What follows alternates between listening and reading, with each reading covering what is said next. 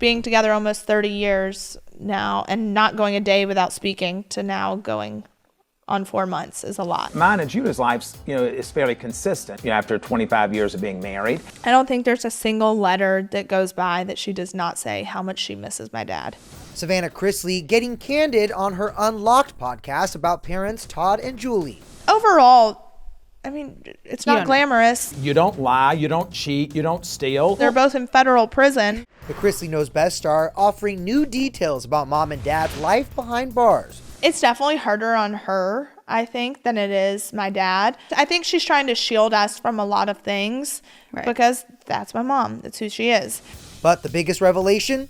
Todd and Julie prohibited from speaking to each other, and they haven't talked since surrendering to prison in January. Yeah, 4 months in, almost. And being together almost 30 years now and not going a day without speaking to now going on 4 months is a lot. People don't talk about that, and that's the tough part is our system's already breaking people. You're just prohibiting communication between two people who have been married for almost 30 years. Like, what are you doing to families? If Todd and Julie could share a message with the world, what do you think they'd want them to know? I think they'd want folks to know that they are the same people they've always been and that they're going to fight to get their name cleared. Because God didn't bring us this far to drop us off. Following the couple's convictions for bank fraud and tax evasion, they're serving a combined 19-year sentence far from their Nashville mansions. Todd's facility is in Florida. Meanwhile, Julie's 655 miles away in Kentucky. So every weekend it's someone. And that's the hard part of figuring out, all right, who am I going to go see? Yeah, the commute is a big part of the Chrisley family's new normal. With Dad, it's a 7-hour drive. So I will normally pick Chloe up from school on Fridays, start driving. We'll get there at about midnight.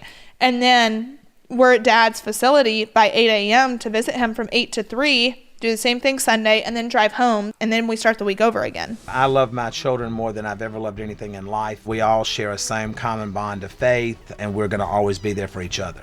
As for Julie, she's giving Savannah letters that chronicle her time in prison. With Mom, I'll leave at 5 a.m., drive to Kentucky, see her, then drive home. And just her letters.